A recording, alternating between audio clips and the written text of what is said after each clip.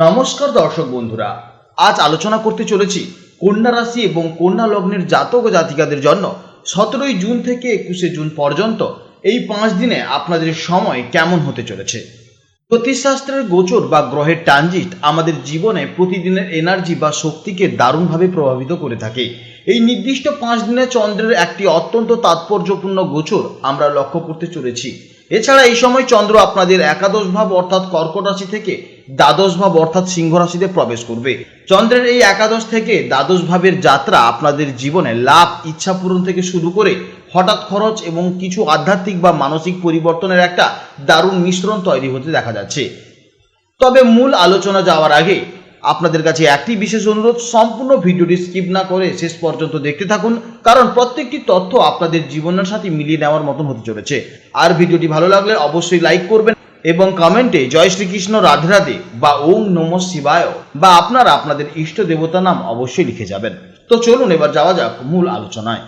এই 5টি দিনের মানসিক অবস্থার কথা যদি বলতে হয়, তবে আপনারা একটা পরিষ্কার পরিবর্তন অনুভব করতে পারবেন। 17 এবং 18 তারিখে চন্দ্র যখন আপনার একাদশভাবে অবস্থান করবে, তখন আপনার মধ্যে এক অদ্ভুত পজিটিভ এনার্জি কাজ করার এক সম্ভাবনাময় দেখা যাবে। মন অনেক বেশি প্রফুল্ল থাকতে পারে এবং সামাজিক মেলামেশা বা বন্ধুদের সাথে সময় কাটানোর একটা ইচ্ছা আপনার মধ্যে দেখা যেতে পারে।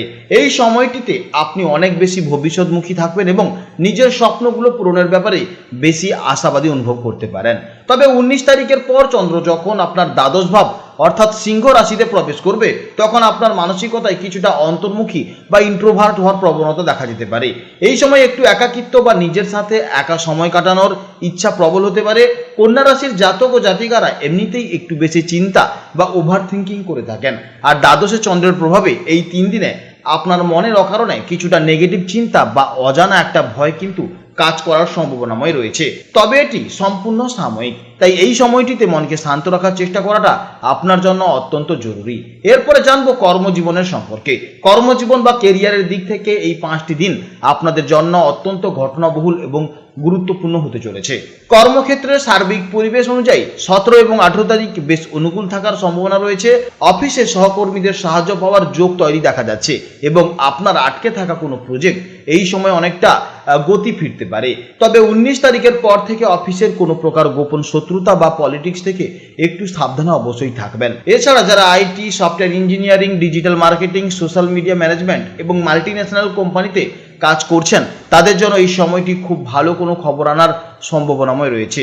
যেহেতু দ্বাদশ ভাব বিদেশ এবং হাসপাতালকে নির্দেশ করছে, তাই যারা ইম্পোর্ট এক্সপোর্ট বা foreign traveller, hospitality management, nursing বা চিকিৎসা সেবার সাথে যুক্ত, তাদের এই সময় কাজের জায়গায় বিশেষ উন্নতি বা প্রশংসিত হওয়ার এক দারুণ যোগ তৈরি হচ্ছে।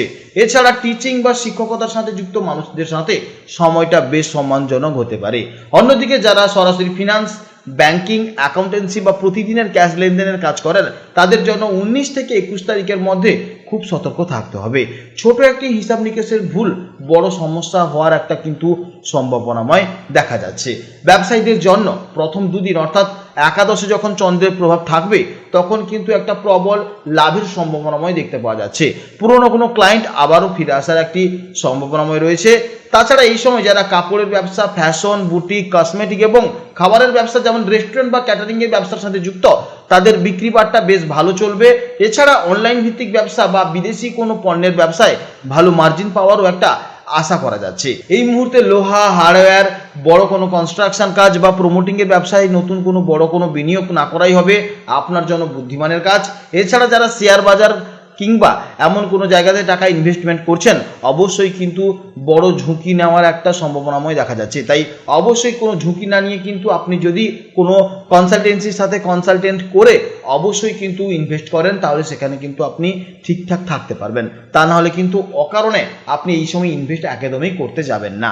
যারা দীর্ঘদিন ধরে কাজ খুঁজছেন অর্থাৎ চাকরি খুঁজছেন বা নতুন কেরিয়ার শুরু করতে চাইছেন, তাদের জন্য 17 এবং 18 তারিখে কোনো ইন্টারভিউ ডাক আসার একটি প্রবল সম্ভাবনা দেখতে পাচ্ছি। আর যদি আপনারা বিদেশে চাকরির চেষ্টা করে থাকেন বা নিজের শহর থেকে দূরে কোনো কাজের সুযোগ খুঁজছেন, তবে 19 এবং 21 তারিখের মধ্যে সেই সংক্রান্ত কোনো ইতিবাচক মেল বা মেসেজ কিন্তু আপনার জীবনে আসতে চলেছে। এরপরে জানবো আর্থিক অবস্থার সম্পর্কে। আর্থিক দিক থেকে এই সময়টিকে আমরা মিশ্র ফলাফলের সময় বলতে পারি। একাদশভাবে চন্দ্রের অবস্থানের কারণে 17 এবং 18 তারিখে আপনার আটকে থাকা কোনো টাকা ফেরত আসার এক প্রবল সম্ভাবনাময় দেখতে পাচ্ছি। এছাড়া আয়ের নতুন কোনো সোর্স তৈরি হতে পারে। তবে 19 তারিখে চন্দ্র যখন দ্বাদশভাবে যাওয়ার সাথে সাথেই ব্যয়ের মাত্রা হঠাৎ করে বেড়ে যাওয়ার একটি প্রবল সম্ভাবনা দেখতে পাচ্ছি। এই খরচটি হতে পারে কোনো ভ্রমণ বাবদ, অথবা পরিবারের কারো চিকিৎসার প্রয়োজনে, বা কোনো গ্যাজেট মেরামতির জন্য, কিংবা বাড়ি সাজানো বা বাড়ির জন্য কোনো খরচ হতে পারে। তাই এই 5 দিন আয় এবং ব্যয়ের মধ্যে একটি সুন্দর ব্যালেন্স ও ভারসাম্য বজায় রাখা আপনার জন্য খুবই বড় চ্যালেঞ্জ হতে পারে। সঞ্চয় খুব বেশি হওয়ার সম্ভাবনা এই মুহূর্তে একটু কম। একটু বিশেষ সতর্ক হলো এই সময় অবশ্যই আপনি কাউকে টাকা ধার দেওয়া বা কারোর গ্যারেন্টার হওয়া একদমই কিন্তু থাকবেন না, তাহলে কিন্তু আপনি সমস্যায় অবশ্যই পড়তে চলেছেন। এরপরে জানবো প্রেম জীবন ও দাম্পত্য জীবনের সম্পর্কে। যারা সিঙ্গেল আছেন তাদের জীবনে 17 বা 18 তারিখে সোশ্যাল মিডিয়ার মাধ্যমে বা কোনো বন্ধু বান্ধবদের মাধ্যমে কিন্তু নতুন কোনো মানুষের সাথে পরিচয় হওয়ার দারুণ সম্ভাবনাময় দেখতে পাচ্ছি। তবে এখনই কোনো বড় সিদ্ধান্তে না গিয়ে একে অপরের জন্য আরও সময় দেওয়াটা অত্যন্ত বুদ্ধিমানের কাজ হবে। যারা ইতিমধ্যে প্রেমের সম্পর্কে আছেন বা রিলেশনের মধ্যে আছেন তাদের মধ্যে বোঝাপড়া অত্যন্ত খুবই ভালো। শেষের 3 দিন অর্থাৎ 19 থেকে 21 তারিখ পর্যন্ত ওভার থিঙ্কিংয়ের কারণে ছোটোখাটো বিষয় নিয়ে ভুল বোঝাবুঝি তৈরি হতে পারে। সঙ্গীর কোনো কথায় অভিমান হতে পারে। এই সময় একে অপরের প্রতি বিশ্বাস রাখা এবং খোলামেলা কথা বলা অত্যন্ত জরুরি। দাম্পত্য জীবনে পারস্পরিক সাপোর্ট অবশ্যই বজায় থাকবে। জীবনসাথীর সাথে আপনার কাজের প্রতি বেশ সম্মানজনক দেখা যাবে। তবে দ্বাদশ ভাব সাময়িক দূরত্ব নির্দেশ করে, তাই কাজের সূত্রে বা অন্য কোনো কারণে জীবনসাথীর সাময়িক সময়ের জন্য একটু দূরে যাওয়ার একটা সম্ভাবনাময় তৈরি দেখা যাচ্ছে। এরপর জানবো পারিবারিক জীবনের সম্পর্কে। পারিবারিক পরিবেশে মোটামুটি শান্ত থাকারই কথা। প্রথম 2 দিন পরিবারের সাথে খুব সুন্দর সময় কাটানোর সম্ভাবনাময় দেখতে পাচ্ছি।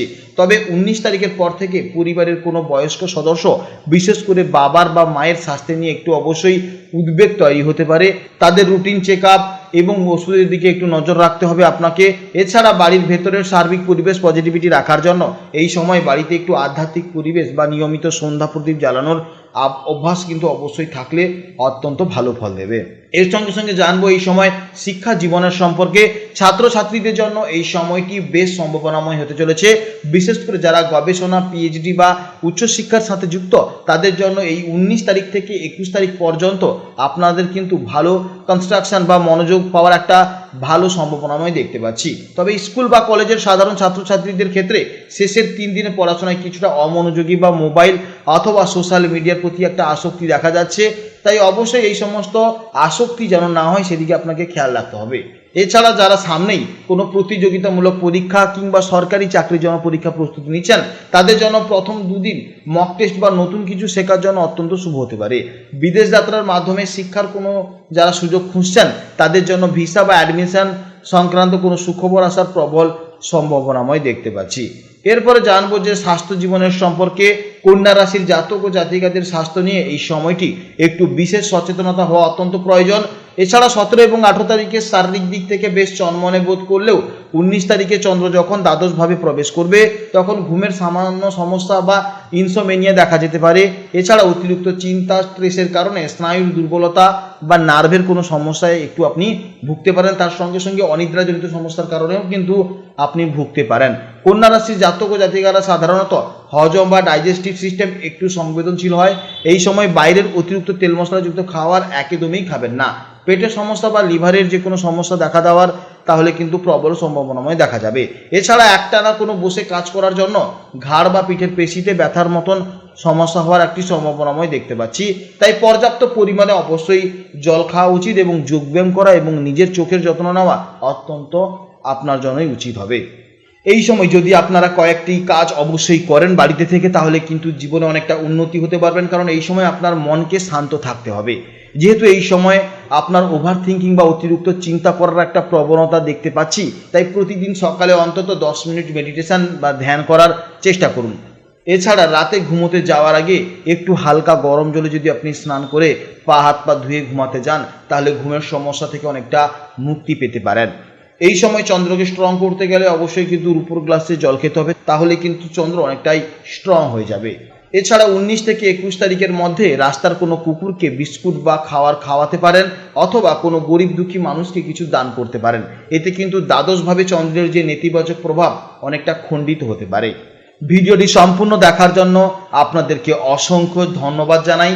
আজকের এই আলোচনা যদি আপনাদের জীবনের সাথে মিলে যায় বা আপনার কাছে তথ্যবহুল বলে মনে হয়, তাহলে অবশ্যই ভিডিওটিকে লাইক দিয়ে আমাদের অবশ্যই উৎসাহিত করবেন। এছাড়া আপনাদের পরিচিতি কন্যা রাশির জাতক বা জাতিকাদের অবশ্যই ভিডিওটি শেয়ার করবেন।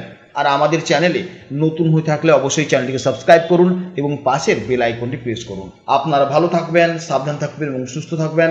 নমস্কার, জয় রাধে রাধে।